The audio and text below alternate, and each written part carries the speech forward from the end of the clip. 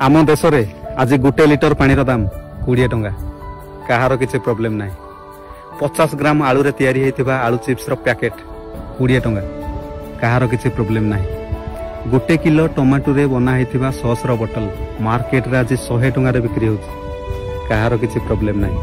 Medical रे doctor खाली मुह देखिया पई 500 टंका एंट्री फीस नउछन।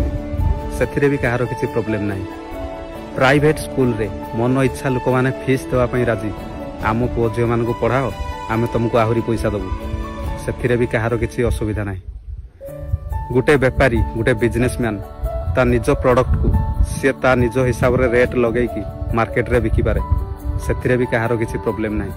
हेले गोटे गरीब चाषी जते बळे ता फसलर दाम को टिके बढ़िया पई चेष्टा करे के जानी कहीं लोक मान मन को बहुत कष्ट हुए से माने सही पारंतिनी। भाई गोटे करोड़पति आ गोटे बेपारी से माने नेबे जदि ताहले कहार किसी असुविधा ना। से माने जते लुटिले भी कहार किसी प्रोब्लेम ना। हेले गोटे गरीब चाषी ता निज हक पाई जदि ता फसलर रेट को टिके बढ़ाई दिए ताहले एठी समस्त को बहुत कष्ट लगे। एमती कहीं भाई गोटे चाषी घर छुआ जदि वीडियो को निहाती भाव में शेयर करिवो। जय जगन्नाथ।